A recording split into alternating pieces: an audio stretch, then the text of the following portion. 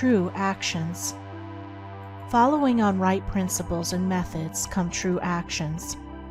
One who is striving to grasp true principles and work with sound methods will soon come to perceive that details of conduct cannot be overlooked, that, indeed, those details are fundamentally distinctive or creative, according to their nature, and are of deep significance and comprehensive importance, and this perception and knowledge of the nature and power of passing actions will gradually open and grow within him as an added vision, a new revelation.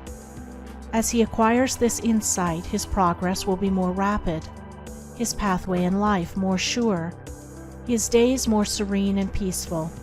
In all things, he will go the true and direct way, unswayed and untroubled by the external forces that play around and about him. Not that he will be indifferent to the welfare and happiness of those about him, that is quite another thing, but he will be indifferent to their opinions, to their ignorance, to their ungoverned passions. By true actions, indeed, is meant acting rightly towards others, and the right doer knows that his actions, in accordance with truth, are but for the happiness of those about him, and he will do them even though an occasion may arise when someone near to him may advise or implore him to do otherwise. True actions may easily be distinguished from false by all who wish so to distinguish, in order that they may avoid false action and adopt true. As in the material world, we distinguish things by their form, color, size, etc., choosing those things which we require, and putting by those things which are not useful to us. So in the spiritual world of deeds, we can distinguish between those that are bad and those that are good by their nature, their aim, and their effect, and can choose and adopt those that are good and ignore those that are bad. In all forms of progress, avoidance of the bad always precedes acceptance and knowledge of the good. Just as a child at school learns to do its lessons right by having repeatedly pointed out to it how it has done them wrong, if one does not know what is wrong and how to avoid it, how can he know what is right and how to practice it? Bad or untrue, actions are those that spring from a consideration of one's own happiness only, and ignore the happiness of others, that arise in violent disturbances of the mind and unlawful desires, or that call for concealment in order to avoid undesirable complications.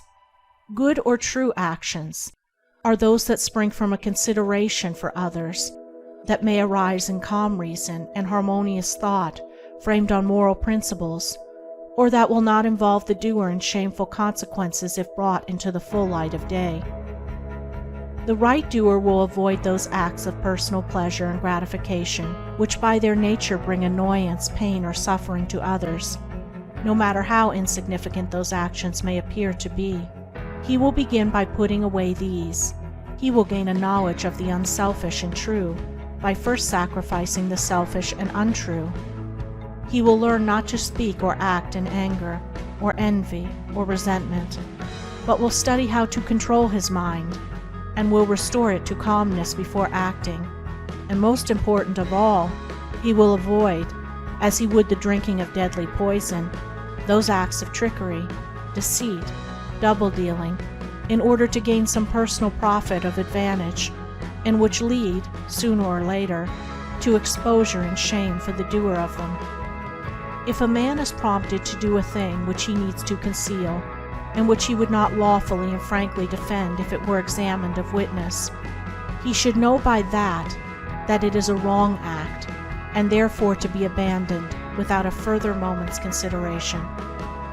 The carrying out of this principle of honesty and sincerity of action, too, will further lead him into such a path of thoughtfulness and right doing as will enable him to avoid doing those things which would involve him in the deceptive practices of other people.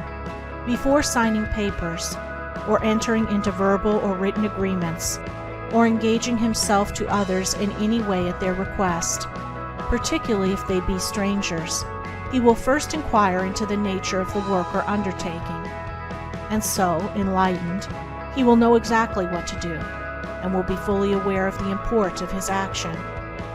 To the right doer, Thoughtlessness is a crime. Thousands of actions done with good intent lead to disastrous consequences because they are acts of thoughtlessness. And it is well said that the way to hell is paved with good intentions. The man of true action is, above all things, thoughtful. Be ye therefore wise as serpents, and harmless as doves. The term thoughtlessness covers a wide field in the realm of deeds. It is only by increasing in thoughtfulness that a man can come to understand the nature of actions, and can, thereby, acquire the power of always doing that which is right. It is impossible for a man to be thoughtful and act foolishly.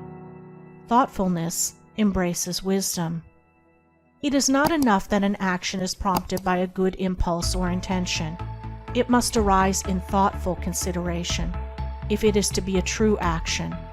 And the man who wishes to be permanently happy in himself and a power for good to others must concern himself only with true actions. "I did it with the best of intentions" is a poor excuse from one who has thoughtlessly involved himself in the wrongdoing of others. His bitter experience should teach him to act more thoughtfully in the future. True actions can only spring from a true mind, and therefore while a man is learning to distinguish and choose between the false and the true, he is correcting and perfecting his mind, and is thereby rendering it more harmonious and felicitous, more efficient and powerful. As he acquires the inner eye to clearly distinguish the right in all the details of life, and the faith and knowledge to do it, he will realize that he is building the house of his character and life upon a rock, which the winds of failure and the storms of persecution can never undermine. End of Chapter 3. Recording by Andrea Fiore.